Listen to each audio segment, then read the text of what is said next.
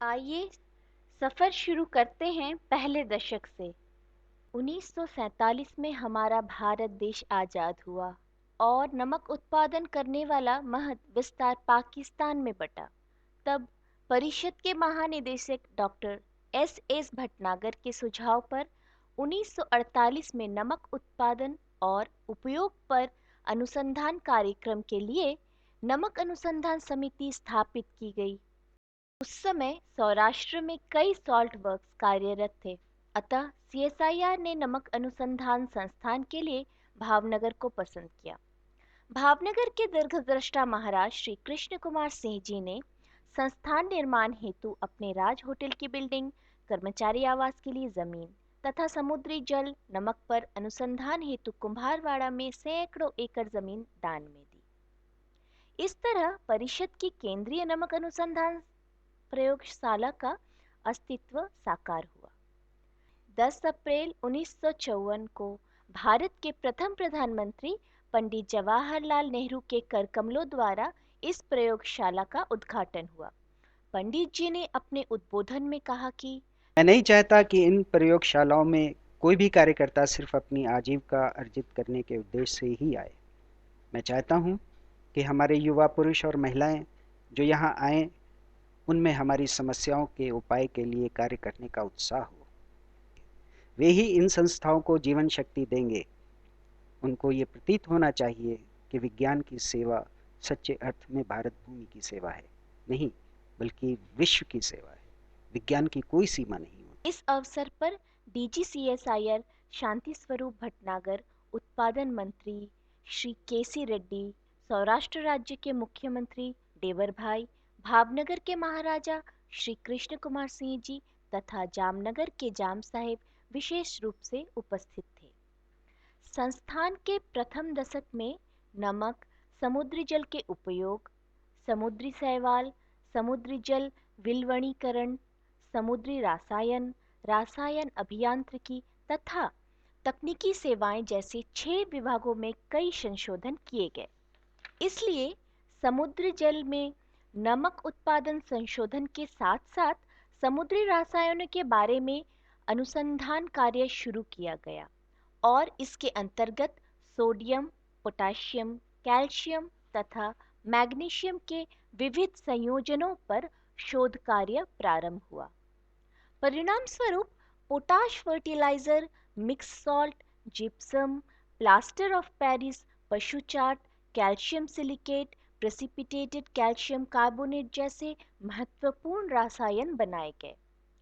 संस्थान में table salt, dairy salt, ARBP grade salt, light basic magnesium carbonate, sodium sulphate, sodium तथा calcium silicate के pilot plant कार्यरत हुए।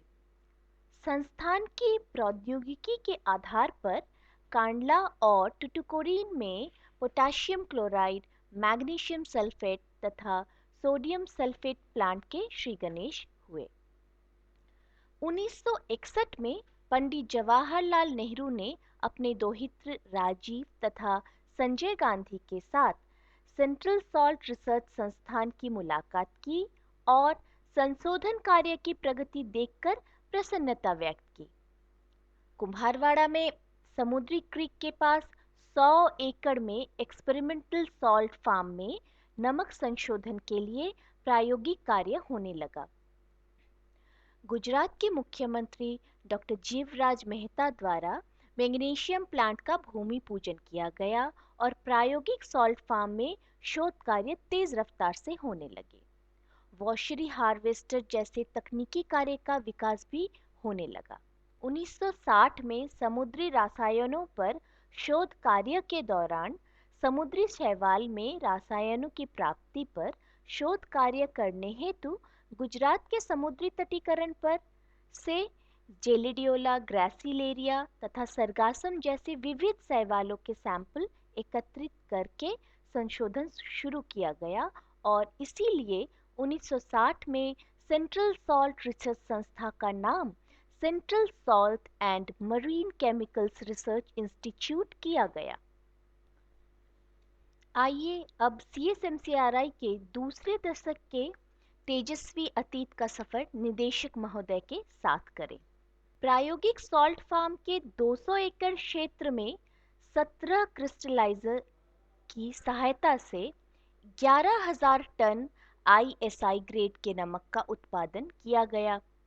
साथ ही संस्थान ने नमक उत्पादन की प्रौद्योगिकी में महारत हासिल की और पोटाश, मैग्नीशियम, बोरेक्स तथा ब्रोमीन जैसे समुद्री रसायनों की प्राप्ति हेतु व्यावहारिक प्रौद्योगिकी विकसित की और पोटाशियम श्योनेट तथा पोटाशियम सल्फेट के उत्पादन के लिए पायलट प्लांट स्थापित किए। प्रायोगिक सॉल्ट फार्म में समुद्री बिटर्न में से ब्रोमीन के उत्पादन के लिए 150 किलोग्राम प्रतिदिन की क्षमता वाला प्लांट स्थापित किया गया और अन्य 4 पार्टियों को हस्तांतरित किया गया, जिनमें से एक नवलखी में लगाया गया। तदुपरांत संस्थान के वैज्ञानिकों ने नमक उपयोग के स्वास्थ्य संबंधी पहलू पर भी शोध कार्य करते हुए आयोडीकृत नमक, कैल्शियम द्वारा दृढ़ीकृत नमक बनाया, जिसका national institute of nutrition Hyderabad द्वारा परीक्षण भी करवाया गया। उन दिनों पेयजल की भी विकट समस्या थी। आवश्यकता खोज की जननी है। उस उक्ति को चरितार्थ करते हुए संस्थान के वैज्ञानिकों ने स्वच्छ पेयजल की उपलब्धि के लिए रिवर्स ऑस्मोसिस तकनीकी के आधार पर प्रतिदिन 3,000 लीटर की क्षमतायुक्त ट्यूब्यूलर संरचना वाला आरओ अपक्षारीकरण प्लांट डिजाइन किया और बीएसएफ को दिया गया तथा 3 अन्य पार्टियों को व्यापारिक उपयोग हेतु हस्तांतरित किया गया। विद्युत अपोहन अर्थात ईडी विभाग में चयनशील तथा अकार्बनिक आयन एक्सचेंज पर कार्य शुरू किया गया और इस तकनीक पर आधारित 14,000 लीटर क्षमता वाला ईडी प्लांट मोरवी में स्थापित किया गया। दुष्कालग्रस्त गांव में लोगों को पेयजल उपलब्ध कराने के लिए आरओ तथा ईडी अपक्षारीकरण यूनिट लगाए गए, जिनसे उनको राहत मिली।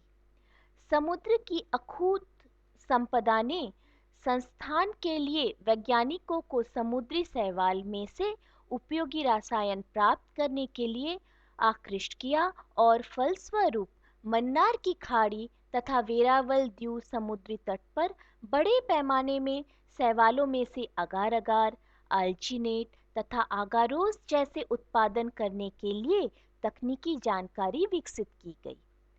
सौर ऊर्जा विभाग में सूर्य ऊर्जा द्वारा समुद्री जल के अपक्षारीकरण के लिए संशोधन किया गया और 250 गैलन की क्षमता वाले सोलर स्टील प्लांट की संरचना की गई।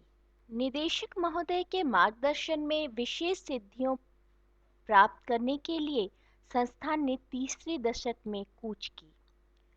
समुद्री जल में से ब्रोमीन प्राप्ति की विधि को विस्तृत किया गया। लाइम का दहन और संपन्नता द्वारा रिफ्रैक्टरी स्तर का मैग्नीशिया बनाने का कार्य शुरू किया गया। उस समय प्रायोगिक सॉल्ट फार्म में सीरीज फीडिंग के उपयोग द्वारा सीएसएमसी-आरआई ने नमक उत्पादन में 10% वृद्धि की सफलता हासिल की और 8 क्रिस्टलाइजर में सीरीज फीडिंग तकनीक का उपयोग करके 300 टन औद्योगिक स्तर के नमक का उत्पादन किया गया। तो दूसरी ओर प्रयोगशाला में प्लवनशीलता तकनीक का उपयोग करके श्योनाइट से पोटाशियम सल्फेट प्राप्त करने की प्रक्रिया विकसित की गई। संस्थान ने नमक एकत्रित करने के यांत्रिक हार्वेस्टर मशीन का सफल प्रदर्शन किया तथा पवन चक्की द्वारा नमक धुलाई का कार्य किया। निरंतर कार्बोनेशन द्वारा कैल्शियम कार्बोनेट बनाने की प्रक्रिया विकसित करके उसका मूल्यांकन किया गया। मिश्र नमक में कार्लेनाइट के रूप में पोटाशियम क्लोराइड की 90% निष्कर्षण प्राप्त किया गया और उच्च क्षमता युक्त प्लास्टर ऑफ पेरिस के लिए प्रक्रिया विकसित की गई। आरओ तकनीक में आगे निरंतर ढलाई उपकरण पर फ्लैट सेल्यूलोज मेम्ब्रेन के साथ सर्पिल संरचना वाले आरओ यूनिट की डिजाइन तथा निर्माण किया गया। इस सर्पिल विन्यास पर आधारित 10,000 से 50,000 लीटर की क्षमता वाला आरओ प्लांट बनाया गया तथा नमकीन जल के परीक्षण किया गया। साथ ही दूरस्थ स्थलों पर की ग्रामीण जनता के लिए सर्पिल संरचना पर आधारित 10,000 लीटर की क्षमता वाला मोबाइल आरओ यूनिट बनाया गया। इस प्रयास को गुजरात सरकार ने बढ़ावा दिया। आयन विनिमय तकनीक का उपयोग करके potassium carbonate, sodium carbonate, potassium silicate तथा पोटाशियम नाइट्रेट के लिए प्रक्रियाएं विकसित की गईं। खाना पकाने में उपयोग के उद्देश्य से 140 लीटर बायोगैस प्राप्त करने हेतु 75 किलोग्राम समुद्री शैवाल की क्षमता वाला बायोगैस प्लांट लगाया गया। समुद्री शैवाल से बैक्टीरिया विरोधी पदार्थ अलग करके औषधि बनाने हेतु अध्ययन किया गया। अमरेली के नजदीक 9 एकड़ जमीन पर समुद्र जल की सिंचाई करके बाजरे का उत्पादन किया गया। तो दूसरी महत्वपूर्ण सफलता थी जोजोबा बीच में से तरल मोम का निष्कर्षण करके लुब्रिकेंट ऑयल बनाने में उपयोग करना। समय के साथ ताल मिलाते हुए संस्थान में सौर ऊर्जा विभाग शुरू किया गया। पेयजल की प्राप्ति हेतु 5,000 लीटर की क्षमता वाला सोलर स्टील प्लांट की डिजाइन निर्माण करके कच्छ के नारायण सरोवर, अवानिया गांव में तथा 2,000 लीटर की क्षमता वाला प्लांट बित्रा में स्थापित किए गए। घरेलू सौर कुकर, सौर आइस मशीन, सौर गर्म हवा इंजन, सौर सेल संचालित घरेलू विद्युत अपोहन जल यूनिट की डिजाइन तैयार करके बनाए गए। सौर ऊर्जा के क्षेत्र में भारत स्विस के बीच सहयोगात्मक परियोजना अंतर्गत सौर जल पंप विकसित करके उसका सफलतापूर्वक संचालन किया गया। संस्थान ने कपड़े की मील में सोलर हॉट एयर सिस्टम तथा पानी को सतत गर्म करने वाली यूनिट भी स्थापित की। अब आगे चलते हैं चौथे दशक में। इस अवधि के दौरान औद्योगिक स्तर के नमक उत्पादन हेतु प्लवनशीलता तकनीक के आधार पर एक सरल विधि विकसित की है। प्रति घंटा 5 टन नमक धुला यूनिट बनाकर संस्थान के सॉल्ट फार्म में लगाया गया। मुक्त प्रवाह आयोडीन कृत नमक उत्पादन के लिए 2 टन प्रति घंटा की क्षमता वाला यूनिट स्थापित किया गया और यूनेस्को परियोजना अंतर्गत नमक में आयोडीन की मात्रा का अनुमान लगाने के लिए एक परीक्षण किट भी विकसित की गई। खाद्य उद्योग के कचरे में से उच्च क्षमता वाला फास्फोरस तथा जिप्सम युक्त प्लास्टर ऑफ पेरिस बनाया गया। तीन मूर्ति भवन, नई दिल्ली में प्रधानमंत्री श्रीमती इंदिरा गांधी मोबाइल आरओ विलवणीकरण यूनिट का कार्य प्रदर्शन देखकर प्रसन्न हुई। ग्रामीण क्षेत्रों में शुद्ध पेयजल उपलब्ध कराने के लिए 1,000 लीटर की क्षमता वाला मोबाइल आरओ प्लांट शुरू किया गया। Bharat heavy electricals limited Hyderabad को आरओ प्रौद्योगिकी हस्तांतरित की गई और संस्थान की तकनीक के अनुसार मेल ने 50,000 लीटर की क्षमता वाला आरओ प्लांट बनाकर तमिलनाडु के चेन्नई के पास पूथा ग्राम में तथा आंध्र प्रदेश में टुनी के पास गिलेडुपाडु में लगाए गए। पेयजल की पूर्ति हेतु राजस्थान तथा तमिलनाडु में 30,000 लीटर की क्षमता वाले 2 प्लांट लगाए गए। दूरस्थ क्षेत्रों में पेयजल उपलब्ध कराने हेतु 15,000 लीटर की क्षमता वाले 2 मोबाइल आरओ यूनिट बनाकर गुजरात तथा तमिलनाडु राज्य सरकार को सौंप दिए गए। इसी दौरान पहली बार पतली संघनित फिल्म अर्थात टीएफसी मेम्ब्रेन संस्थान द्वारा बनाई गई और समुद्री जल के विलवणीकरण के लिए इसका सफलतापूर्वक परीक्षण किया गया। टीएफसी मेम्ब्रेन का उपयोग करके छोटा सर्पिल आरओ प्लांट सीबीसीएल चेन्नई में लगाया गया। आरओ विलवणीकरण के लिए संस्थान ने 30,000 लीटर की क्षमता वाला RO plant, mobile RO plant तथा 4,000 मीटर का सेल्यूलोज मेम्ब्रेन की पूर्ति करके थाईलैंड सरकार को मदद की। तो दूसरी ओर ईडी तकनीक पर आधारित समुद्री जल के 5,000 लीटर की क्षमता वाला स्वचालित प्लांट लक्षद्वीप में लगाया गया। पेयजल की प्राप्ति हेतु 30,000 लीटर की क्षमता वाला ईडी प्लांट तमिलनाडु में भी लगाया गया। तदुपरांत गुजरात के आदलसर गांव में निदर्शन तथा उपयोगिता के लिए ईडी प्लांट शुरू किया गया। भावनगर वेरावल रेलवे कोच में यात्रियों को पेयजल उपलब्ध कराने के लिए एक ईडी प्लांट स्थापित किया गया।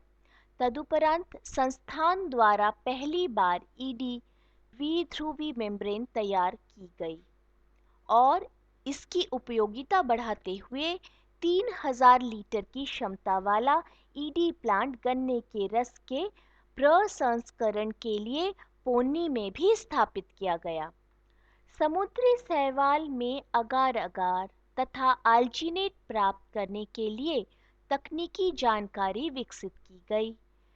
शैवाल की कृषि के लिए तुतुकोरिन से तिरुचेंदूर के 95 किलोमीटर के तटीय क्षेत्र का सर्वेक्षण किया गया और आर्थिक दृष्टि से महत्वपूर्ण समुद्री शैवाल ग्रासिलेलिया एसेरोजा, ग्रासिलेरिया इड्यूलिस के बड़े पैमाने पर खेती शुरू की गई। विशाखापट्टनम स्टील प्लांट की नमक प्रभावित 25 हेक्टेयर भूमि पर साल्वाडोरा पार्शिका का वृक्षारोपण करने की परियोजना शुरू की गई। गुजरात के जांजमेर गांव में जोजोबा का प्रथम फील्ड स्टेशन 900 अंकुरित पौधों के साथ शुरू किया गया। जोजोबा तेल का उपयोग जोजोबा लोशन जैसे सौंदर्य प्रसाधनों में करने के लिए प्रक्रिया विकसित की गई। सोलर विभाग द्वारा गांव और दूरस्थ क्षेत्र के लिए 100 लीटर की क्षमता वाला सौर ऊर्जा चालित ईडी यूनिट, फोटोवोल्टिक ऊर्जा चालित आरओ प्रणाली तैयार की गई। संस्थान के ऊष्मा ऊर्जा प्राप्त करने के लिए सौर तालाब बनाया जिससे 10 साल तक ऊर्जा प्राप्त की गई। साथ ही साथ संस्थान द्वारा सौर कोल्ड स्टोरेज भी वडोदरा में स्थापित किया गया। उच्च तापमान के लिए उपयुक्त ऑर्गेनोक्ले ग्रीस विकसित करके आईओसी फरीदाबाद को निर्देशन दिया गया। सफर जारी है 5वें दशक में। पोटेशियम नाइट्रेट बनाने का कार्य पूर्ण हुआ और समुद्री बिटर्न से 98.5% रिफ्रैक्टरी स्टार शुद्ध मैग्नीशिया प्राप्त करने की सिद्धि हासिल की गई और भूमिगत ब्राइन से उच्च गुणवत्ता आयुक्त नमक प्राप्त करने का कार्य किया गया। नमक धुलाई द्वारा उच्च गुणवत्ता आयुक्त नमक प्राप्त करने की व्यवहार्य रिपोर्ट कतार तथा मिसर्स हिंदुस्तान सॉल्ट लिमिटेड संभार को दी गई। कच्छ के वडेरन में सल्फेट ऑफ पोटाश के लिए वार्षिक 2,500 टन की क्षमता वाले प्लांट स्थापित करके इसका निर्देशन का कार्य शुरू किया गया। बिटर्न से निम्न सोडियम वाले नमक के लिए संस्थान ने मिसर्स हिंदुस्तान लीवर लिमिटेड के साथ एमओयू किया। 50 मीटर पीएफसी मेम्ब्रेन आवृत मशीन के डिजाइन तैयार करके निर्माण किया गया। 40,000 लीटर की क्षमता वाला आरओ प्लांट सीबीसीएल चेन्नई में लगाया गया। ईडी तकनीक का उपयोग करके उड़ीसा में महाचक्रवात से असरग्रस्त क्षेत्रों में पेयजल उपलब्ध करा किया गया। कुछ महीनों तक आरओ प्लांट भेजा गया। महात्मा गांधी जी के विचार के अनुरूप जैविक गांव बायो विलेज की संकल्पना की गई और मोचा गोरसर गुजरात में कार्यान्वित किया गया और वहां आरओ प्लांट लगाया गया तथा शैवाल की खेती की गई। सीएसएमसीआरआई की तकनीक के उपयोग द्वारा पेप्सिको इंडिया ने यूकोमा की व्यापारिक खेती शुरू की। कच्छ में 25 हेक्टेयर क्षारीय जमीन पर साल्वाडोरा पार्शिका के उद्यान की योजना शुरू की गई। यूएनडीपी के साथ जोजोबा तथा जेट्रोफा का बड़े पैमाने पर प्रवर्धन शुरू किया गया। संस्थान द्वारा जेट्रोफा बीज से उत्पादित अमिश्र बायोडीजल द्वारा 2 C class Mercedes Benz car 6000 kilometre तक पर्वतीय क्षेत्रों में चलाई गई। बॉक्साइट प्रसंस्करण के सोडियम एल्यूमीनियम लीकर का उपयोग करके जियोलाइट ए की प्रक्रिया नालको भुवनेश्वर के लिए 135 लाख के प्रीमियम के साथ सफलतापूर्वक विकसित की गई।